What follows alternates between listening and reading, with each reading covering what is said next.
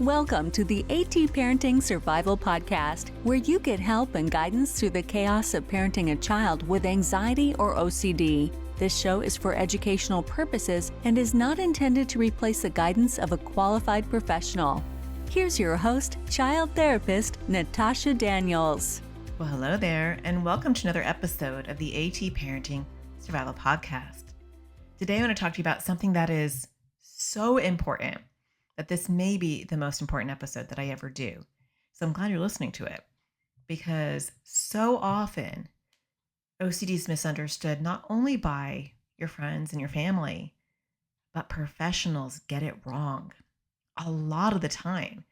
And hopefully, as time progresses, this will change. But OCD is not well taught in graduate programs. Therapists are not leaving graduate school educated in how to assess, treat, evaluate, and do ERP for people with OCD. Even though ERP, exposure response prevention, a type of CBT, cognitive behavioral therapy, is the first line therapy approach for OCD. And so you as the parent have to know when professionals are getting it wrong. And that puts us in the driver's seat and adds a little pressure. But hopefully by the end of this episode, you'll be armed and dangerous because you'll know enough to know when they don't. And that's my ultimate goal, is for you to get into the right hands to get the right treatment so that your child can get the right help and have long-term success. They're not going to do that with the wrong therapist. In fact, it can make it a whole lot worse. All right, well, before we dive in, though, I do want to thank NoCD, ironically, who's sponsoring this episode. They don't get to pick my topics. This just happens to be. But they do offer affordable, effective, convenient therapy, and they are available in the U.S. and outside the U.S. And you can schedule a free 15-minute consultation to see if NoCD is the right fit for you and your child. Just go to treatmyocd.com. That is treatmyocd.com. And if you've noticed, I don't have a lot of sponsors. In fact, they're my only sponsor. And I'm very picky. You won't see any ads on my Reels, on Instagram, or on my YouTube channel. Just NoCD. And that is because maybe that'll change. If somebody who has a really good thing that they want me to promote, I will. But I'm very picky because I'm not going to promote something that doesn't align with my values. And NoCD has been a game changer. And they have really changed the landscape of OCD therapy and have made it much more available to the average person because they often take insurance. So they have made my job a lot easier as far as trying to warn parents, but it's still not enough. There's still so many people in the wrong hands. And I hear it firsthand when they come into the AT parenting community, my member community, and it's a mess. And I have to clean up the mess and say, okay, no, that is not the right therapy for your child. Nope, the therapist said the wrong thing. And let's get you into the right hands. So let's get started and arm you with that knowledge as well. The first thing I want to talk about is why this is happening to begin with. Why is OCD so commonly misunderstood? Well, for starters, OCD doesn't look like it does in textbooks, especially in kids. And I remember in my graduate program learning, we literally had one little small component of OCD, and it was just going over the DSM criteria, and it was very brief, and it didn't cover any of the multitude of themes and disguises that OCD has. And that's the norm. That's what most people are getting out of their graduate programs, is a little blurb about the diagnostic criteria for OCD, and that's it. So they're going to miss a lot of the nuance of OCD. And that doesn't even go into treatment. That's just talking about diagnosing. So a lot of clinicians just fill in the gaps for themselves. They see OCD as a manifestation of anxiety. They can assume that it's general anxiety disorder. And I've seen that a lot, where members of my AT parenting community will tell me that the therapist is saying they just need to treat the anxiety and stress. I just heard this the other day, because if the anxiety and stress goes down, then OCD will naturally go away. I just want to take my head and bang it against a brick wall. That sounded very aggressive. It's just so frustrating when you know that Physiologically, that's so incorrect. Biologically, it's ignoring all of the neuroscience research that we know about OCD. Will try to get off my soapbox, but anxiety and OCD are totally different. They are different parts of the brain. People argue with me all the time on social media because they don't know. That's how like the lack of information is just scary. Anxiety disorders and OCD disorders are under two different categories now. OCD is under its separate category in the DSM. And research has shown that OCD is predominantly happening in the basal ganglia and the prefrontal cortex and a whole bunch of other small parts in between in that circuitry. And I'm not a neuroscientist, so I won't bore you or share my lack of knowledge when it goes deep into the science. I do have friends, though, that are very knowledgeable and they help me understand this as best as I can. But with anxiety, we're focusing mainly on the amygdala. And so those are two different parts of the brain. Can the amygdala get upset with OCD? Of course. It gets upset with everything. And OCD is very stressful.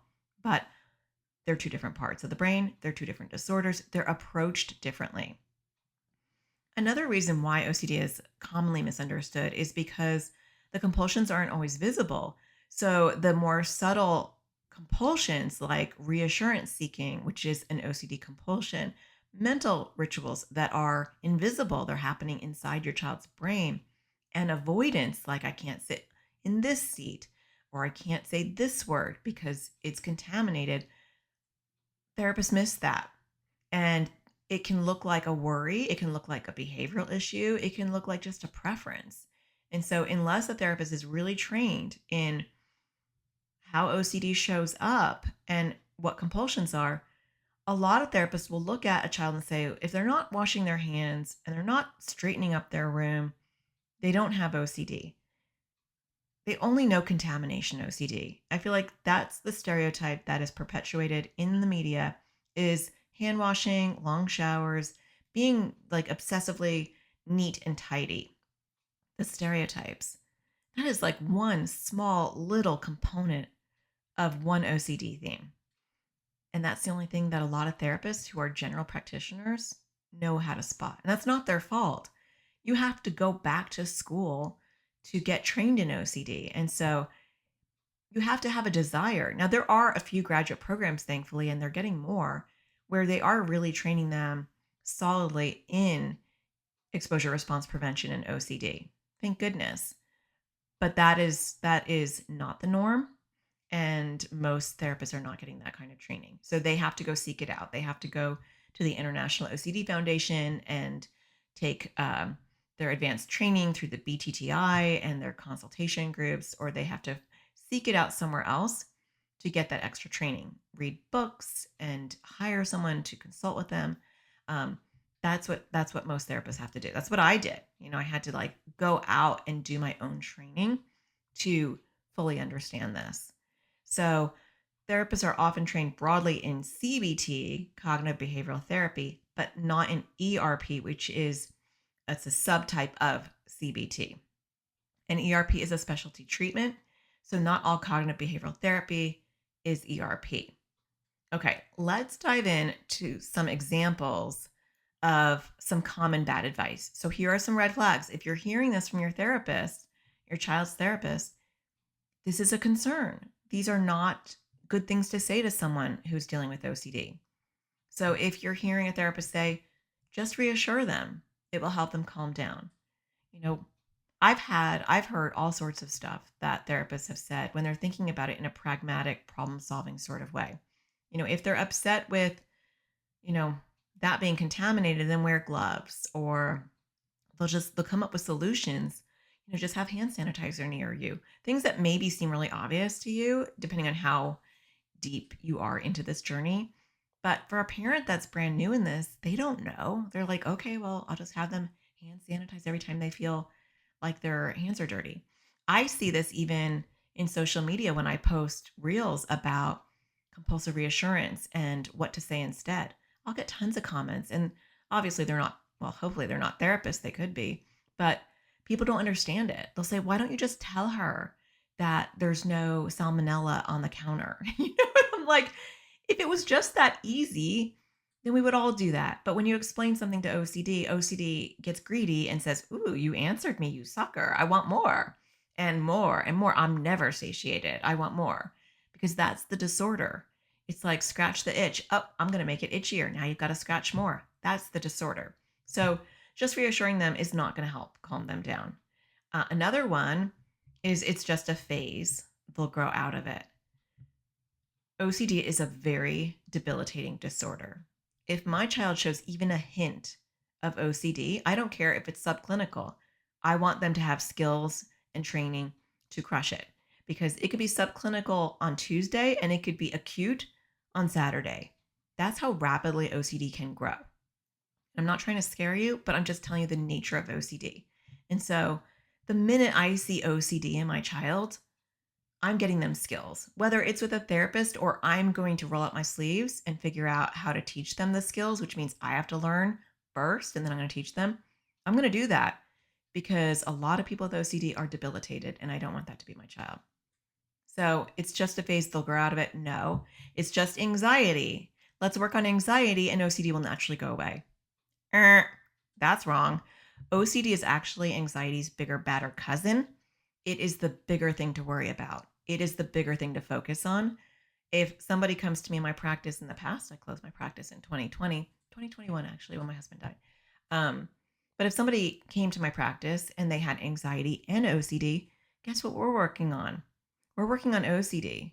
Even if it's smaller than the anxiety, I'm still working on the OCD because OCD is more dangerous.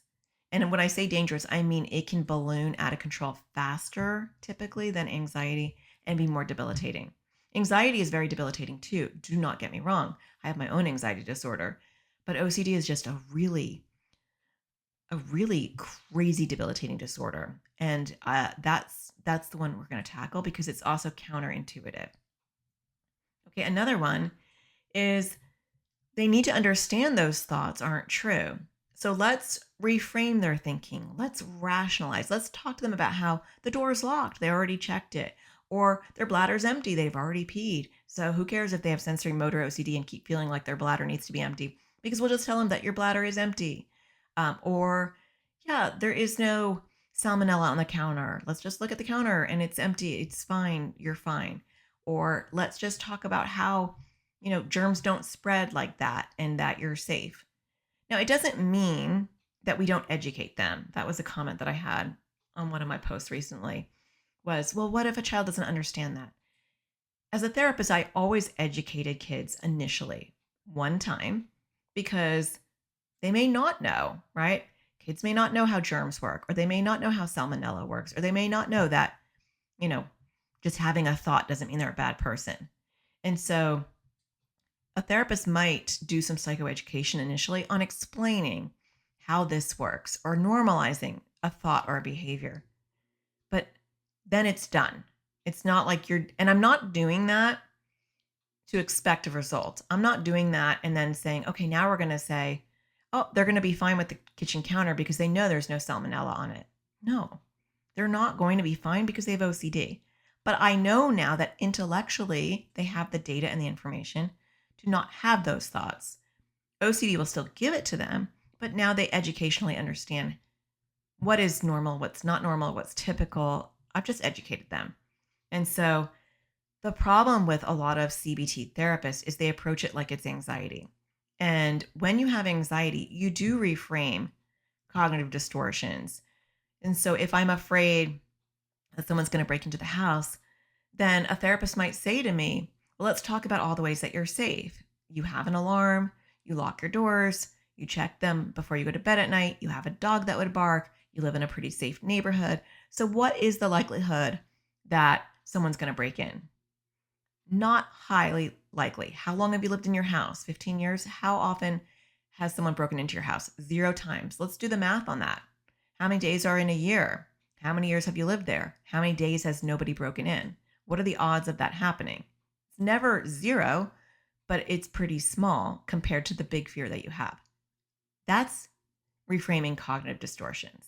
That's very effective for anxiety. I do that to myself a million times a day for all sorts of things. My safety, my kids' safety, my social anxiety, right? Oh, she glared at me. That girl doesn't like me, and I see her every day. Well, not everyone's going to like me, right? She may not like me, but do I like her? No, I really don't align with her. She's not someone I'd want to be friends with. So why am I getting so upset when she doesn't smile at me? She's never going to smile at me. From now on, I'm going to accept that. And I'm not going to smile at her either because I wouldn't want to be her friend either. I'm normally a friendly person, but she hasn't been friendly to me. And I'm not going to lament about it, but I'm also not going to be friendly to her. That's me reframe. That's actually a true story. That's me reframing my cognitive distortions around my social anxiety. I lean into it. I reframe it. I look at it from a different angle. And all of a sudden, I feel better. That happened tonight. Felt better. I was like, yeah, I don't like her either. So there, right? Why do I have to be the victim on this? That does not work for OCD. I can't say to someone, okay, there are a million germs, but you came in, you washed your hands. They're like objectively clean. And then you touched, the TV remote. You can't keep washing your hands every time you touch something in the house. You're fine. What's the likelihood of you getting sick? That will not work for OCD. It's a different part of the brain. It's stuck. It's glitching. It's on rinse and repeat. And you'll have to override it through ERP, exposure response prevention, which is not rationalizing it away. It's recognizing that it's OCD and then leaning into it. So learning how to delay doing the compulsion, it's skill building, right? It's learning how to sit with discomfort. It's learning how to have the thought and not do the action. So OCD is telling me my hands are still dirty. I know intellectually they're not because I literally just washed them, but I'm feeling like they are because of the circuitry in the brain that is causing that misfiring and making me doubt what I know to be true. And so I have to override that sensation, not wash my hands or delay washing my hands. Down the road, when I'm doing ERP, exposure response prevention, I'm going to purposely trigger that. I'm going to touch the remote, which my OCD says, oh my gosh, you can't touch that. That is contaminated. And I'm not going to wash my hands. That's the RP. That's the response prevention. I'm not doing the compulsion. I'm triggering the OCD. I'm not doing the compulsion. I'm going to sit with my discomfort. I'm going to the OCD gym. I'm building resilience and I'm disrupting the circuitry in my brain that's reinforcing OCD. OCD wants intrusive thought or feeling, bossy action, whether that's mental or physical or involving you as the parent. I do it. That's the compulsion. It grows bigger. I have more thoughts, more intrusive thoughts and feelings, more bossy actions, mental, physical, or involving you. The more I do that, the more the thoughts grow. It's a vicious cycle. And when we are teaching kids to disrupt that cycle, they're exposing themselves to part A without doing part B. That's ERP in a nutshell, although you shouldn't be doing it with your child until you really understand it, because way too many parents think, oh, okay, I could do that. Let me just expose them to their triggers. And they're not doing it correctly and they're not preparing their child. So caveat on that one. But that's important. So we're not going to reframe thinking. We're not going to problem solve. We're not going to negotiate. We're not going to treat those thoughts like they're real, because that's the next problem actually I was going to highlight is they'll say things like, let's figure out why you're having these thoughts. There may be no reason. OCD will latch on to anything for any reason. A lot of times there'll be themes that I actually think have to do with the different parts of the brain that are implicated in OCD. But that's my own little theory. There's no research on that yet, but there should be. But there are themes. There are grooming compulsions and grooming themes. There are morality compulsions and morality themes. Am I a good person? Am I a bad person? Right? There's a part of the brain that controls morality. There's a part of the brain that controls grooming, when to stop grooming, when to start grooming. There are themes of symmetry and balance. There are themes of over responsibility, like harm OCD. So there are lots of different themes, and they don't have to mean anything. They're not coming from trauma. They can, but they're not coming from trauma in general. Trauma can trigger OCD, the predisposition, right? So the brain is predisposed to have OCD. And whether that sprouts or not is dependent on environmental stressors. And environmental stressors could mean anything. It could mean an infection. It could mean a virus. It could mean something toxic in your environment. So that's the pandas and pans world. It could mean that I am going through stress and it has triggered this genetic predisposition. So something's happening in my environment. It could be that developmentally I hit a certain age and boom, that genetic seed sprouts. It's different for each person. But it's not something bad happens to me in my childhood. And now because of that, I develop OCD. That's not how OCD works. OCD is a neurobiological disorder. It starts in the brain. And so there's a highly genetic component to it. And it's also been implicated in pandas and pans, which are due to inflammation. So you can have strep infections that cross the blood-brain barrier and cause inflammation long-term, and then you have OCD symptoms. You can have stuff in your environment like mold and toxins that can create inflammation. You can have autoimmune issues, all sorts of things. But interestingly, and I'm trying not to get too far deep down into the science, but interestingly, those are all causing inflammation in the same part of the brain that is implicated in OCD. So that makes sense. So when we have a therapist that wants to figure out, do you have daddy issues? Or did this all start because you saw a kid in kindergarten throw up? Or was this because of the time when your mom forgot to pick you up for 5 minutes and then she remembered and you had to stand outside? That's not how OCD develops. But a lot of times therapists who don't know better and they don't understand OCD as a neurobiological disorder will think there must be a reason why you think you're a bad person. There must be a reason why you're worried that you're going to jump in front of a car, even though you don't want to. Or there must be a reason why you're worried that when you pet the dog, you're doing it sexually. And that's scary because they can go down a rabbit hole that should not be going down as far as maybe you're sexually abused. I mean, we should rule out whatever as a therapist, but when a therapist doesn't understand harm OCD or sexually taboo intrusive thoughts, a lot of kids could be mislabeled as suicidal, as homicidal, as sexually deviant, as defiant, all sorts of things because they don't understand that it's a very common intrusive thought with OCD. So if the therapist is trying to figure out the why do they think they're a bad person? Why? Because they have moral OCD. And that's a theme. And lots of people can get it. In fact, a lot of really good people get moral OCD because it bothers them if they're a bad person. But if it didn't bother them, then OCD would find a different theme.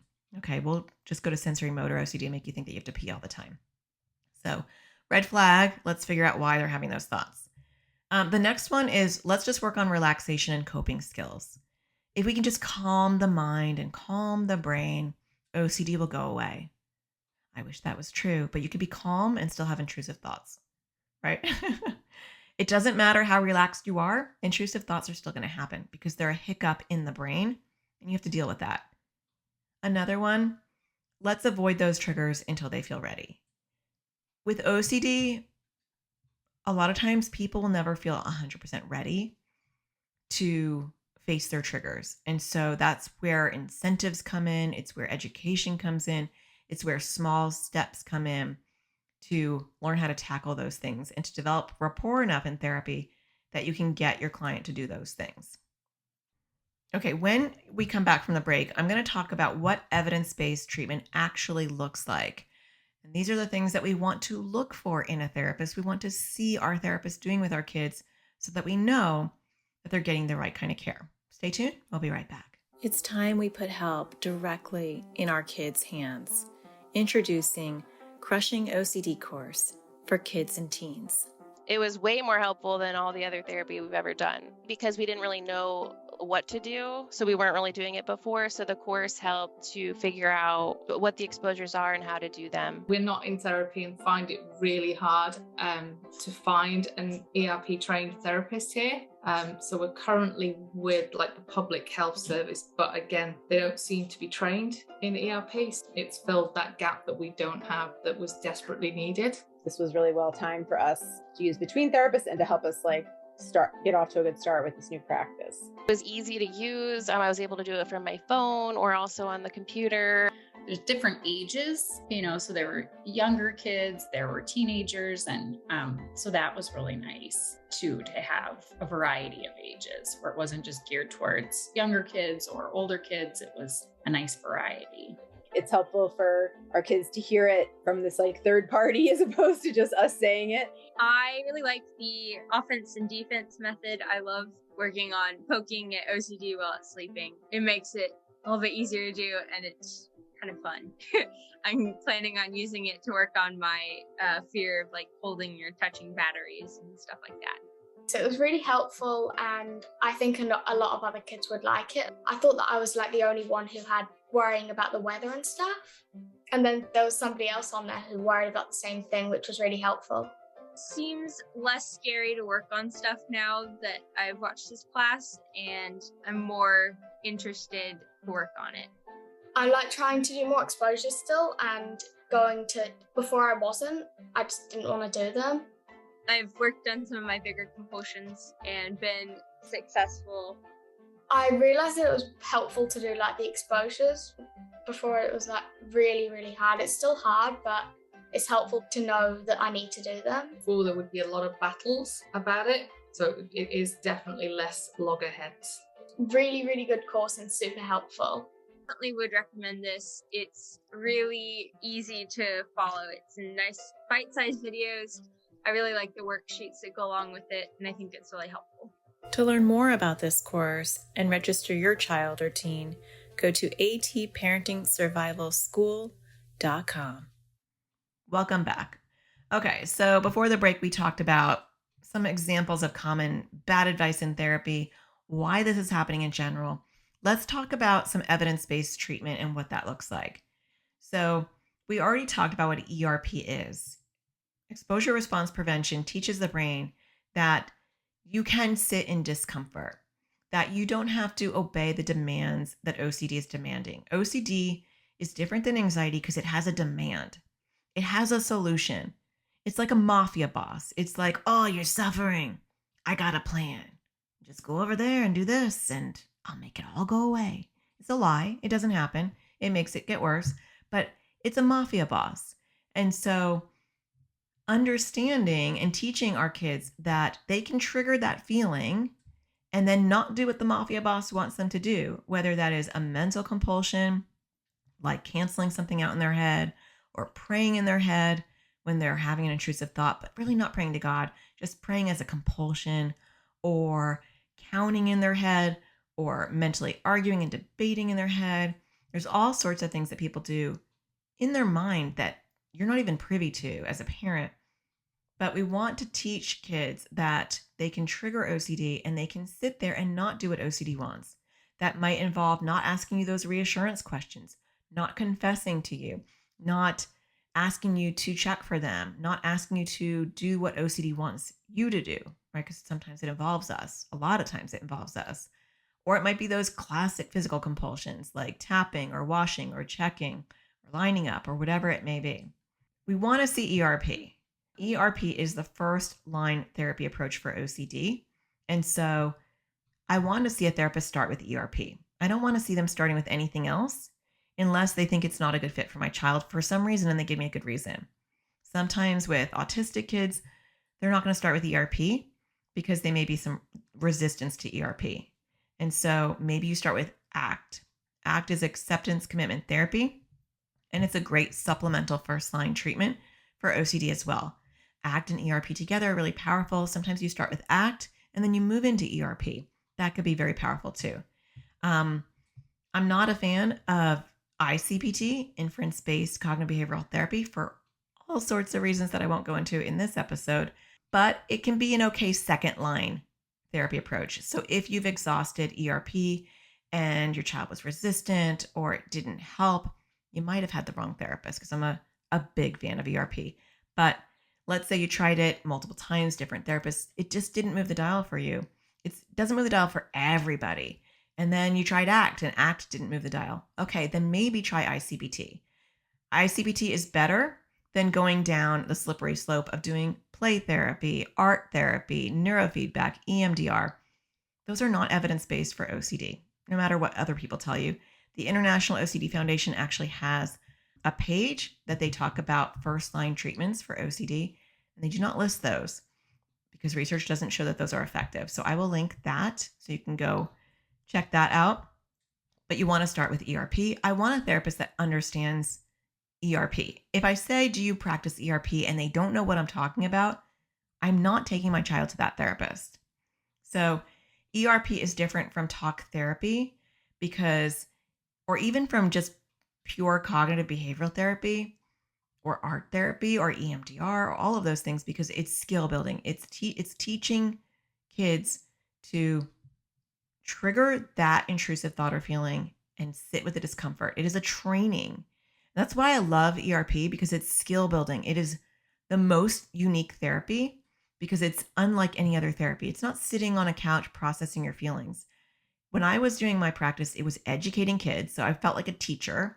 I had PowerPoint kind of thing. It wasn't a PowerPoint, but it was on my TV, and I had slides that were interesting to kids, and I would draw on my iPad and it would show up on my TV, and I would teach. This is what OCD does to your brain. This is what OCD is doing when you are wanting to scratch that itch. I help them understand it in simple terms. And then we say, let's go to the OCD gym. We're going to trigger it on purpose, and we're not going to do what OCD wants. So what kind of things do you think OCD is going to want you to do when you touch this cup? Wash your hands, maybe only touch it with your pinky so your other hands are still clean, right? We go over all that, and then we're going to not do any of those things. That is what we're looking for. And that is very different than talk therapy, which will be, let's process what happened in kindergarten and why maybe you feel like a bad person now. Why are you having all these bad intrusive thoughts that you've lied and stealed when you haven't? It doesn't make any sense. I don't know why you're doing that. Maybe in kindergarten, somebody hurt your feelings. We're not going to talk like that, because OCD, it's crazy. You can have a million different people and they all have the exact same themes. They all have very similar compulsions, and they all have very different backgrounds. Why? Because OCD is a very biological disorder, and that's why it's got themes, because it shows up in many different ways, but in those many different ways in many different people. Does that make sense? That's why we have things. That's why we have names for them, like moral OCD and symmetry OCD, contamination OCD, harm OCD, sensory motor OCD, because they show up like that in so many people. I'm also not going to do cognitive behavioral therapy where we are reframing their thinking and coming up with alternative ways to look at things. That's not going to move the dial. Evidence-based treatment with OCD should involve the family. Parents need to learn how to not accommodate OCD. They're a huge part of the process, and they're a huge part of success. If you don't involve the family, then you're missing a big component. And this, unfortunately, is an ongoing issue with OCD therapists. I have worked with a lot of family members inside my community. I don't know, I said they're family members, a lot of parents, and they'll find an OCD therapist, but the OCD therapist is not working with the family. And that's unfortunate because it's so hard to find an OCD therapist. And then it's really hard to find one that's in your area. And then it's really hard to find one that sees children. And then for them to not work with you as the parent is so frustrating, because you're like, you're my only choice. I did so much research to find you, and now you're not working with me. And that's not a good thing. So you might have to advocate if you don't have any other options, or you might want to look for other options, but they should be working with you as well, because as parents, we are always enabling OCD in some fashion, and we need coaching on what to do. The last thing I want to mention is that ideally the therapist should be giving your child homework. An ERP therapist is building the skills outside of the therapy session. Their ultimate goal is to provide you and your family and your child with the tools to be able to help themselves.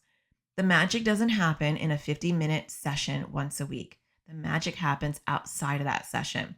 And if you have a therapist who's not teaching you what you should do outside of that session, that's a red flag to me.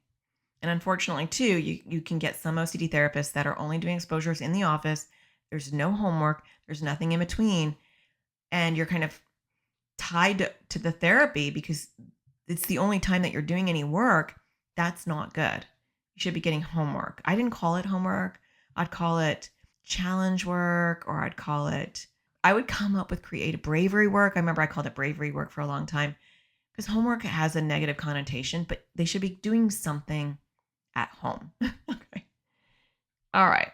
So, how do you tell the difference between a good therapist and a bad therapist when you're interviewing them? Well, here are some questions to ask. I would say, do you use ERP for OCD? If they don't know what I'm talking about, then I'm like, thank you for your time. We're done here. Another one, can you tell me what a typical session looks like? It's going to give me a big window. Is it talking? Is it playing? Or are they educating and skill building and then doing exposures? Another question, how do you involve parents in treatment? There better be some answer around involving me because that's really important. How do I communicate with you when I want to share observations that I'm seeing with my child? If they're like, therapy is a private thing between me and your child, and I really don't want to break their confidentiality by you telling me stuff outside a session, that's a red flag for me because OCD is a different beast. It's not about confidentiality. If the parent is seeing them doing all these compulsions and they're coming into my office and they're saying, I'm doing great, I'm fine, I want to have open communication with the parent. And if it's a minor, I should be able to have open communication with the parent. The next one, which is a little bit more obvious question, what's your experience treating childhood OCD? How many patients or clients do you have that have OCD? What other issues do you treat besides OCD? Now, this one to me is a little bit sneaky because if they answer that they treat a whole bunch of other stuff. So if they're like, well, I treat ADHD and autism and grief and eating disorders and a drug addiction and depression and on they go. That's a red flag for me because most people who are skilled in treating OCD have a very narrow practice. And so they treat OCD and anxiety disorders. That's your most common thing. Maybe a little sprinkle of autism or pandas and pans for sure, but they stay in that hemisphere of issues because there's so much to learn and keep up with just in that area. I can't keep up with drug addiction and eating disorders and what else did I mention? Grief and school difficult behavior and oppositional defiant disorder. I can't keep up with all of that because it's enough to keep up with OCD and anxiety. So most OCD therapists will treat anxiety. They'll treat anxiety disorders. They'll treat OCD disorders like hoarding, body dysmorphic disorder, co-occurring disorders that are common with anxiety and OCD like body-focused repetitive behaviors, BFRBs, tics, Tourette's. That's normally the umbrella that we're dealing with when it comes to anxiety and OCD therapists. So I did create a PDF for you. You're so welcome. Because I'm doing that these days, if you haven't noticed, or if you're new to my podcast. And so I did create a PDF that lists questions to ask the therapist to see if they're the right fit. And I included a list of red flags to look out for. So if you want a good summary of this episode, you can go to natashadaniels.com/handouts. And then the way that we have set this up is you just go there and register, and then you get access to a page that has all the PDFs for all my episodes. And so you can kind of go crazy and print out them all if you want. And save the link. So once you have access to that website, then save the link and you don't have to register every time. You can just go back to that website, just bookmark it and just look for the new episode. So this is episode 447. So you're looking for the 447 PDF for those red flags and those questions to ask the therapist. Just go to natashadaniels.com/handouts. Okay. So what do you do if you can't find the right help? I want to end with this because sometimes a little bit of knowledge is a depressing thing because you learn this stuff and then you're like, oh shoot, there's nobody. I'm asking these questions and everybody's failing.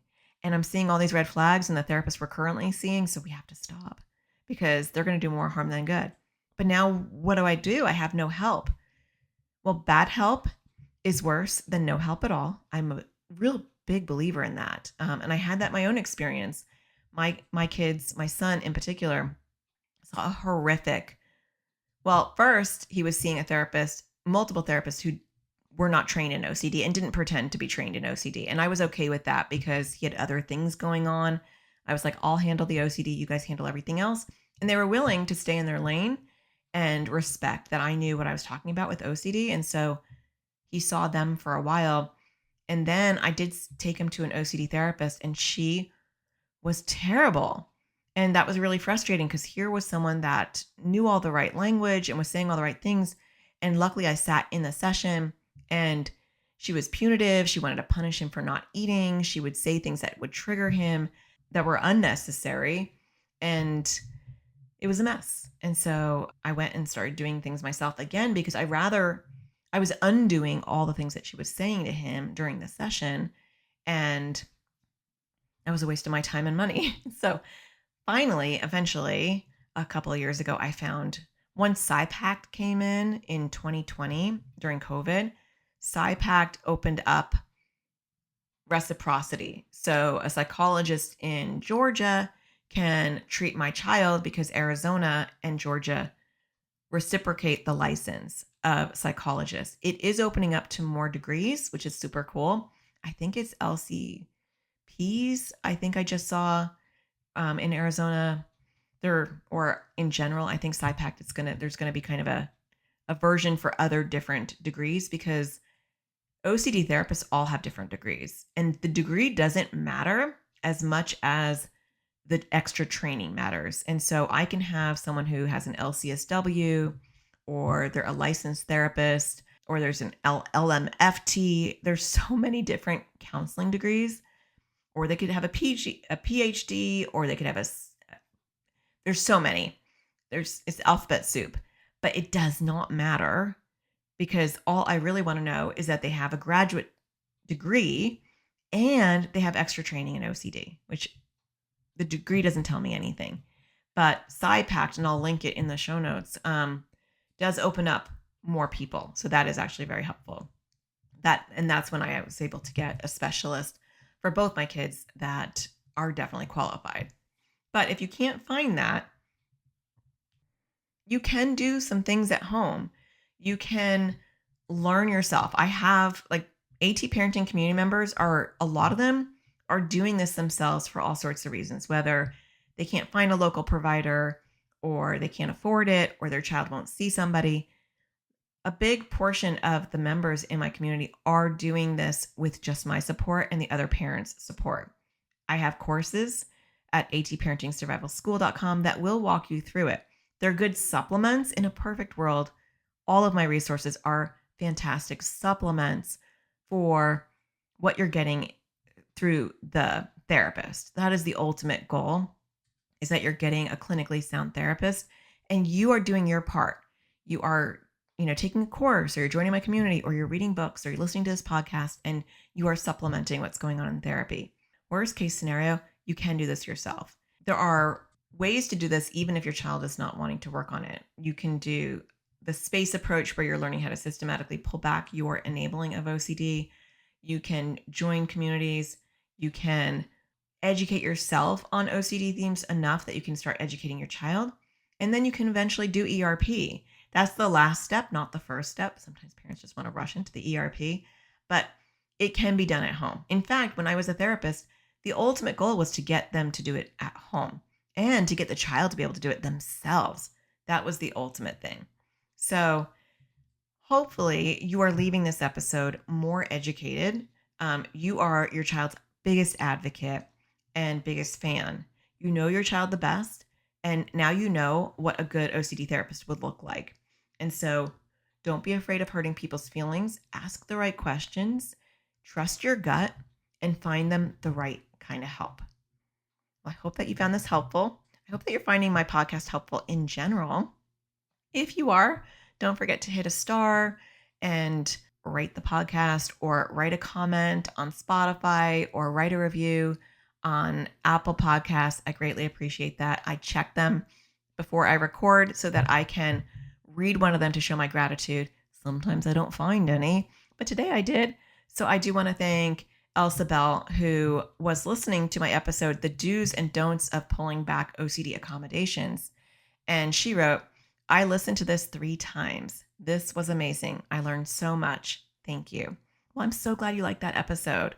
And if you haven't heard it, that is an episode that came out on November 4th, 2025, talking about the do's and don'ts of pulling back OCD accommodations. A lot of times parents are pulling them back in ways that are too disruptive. And so there is a way to do it and there's a way to not do it. And that's what that episode is all about. So I'm glad that you appreciated that. And thank you for taking the time to write a comment.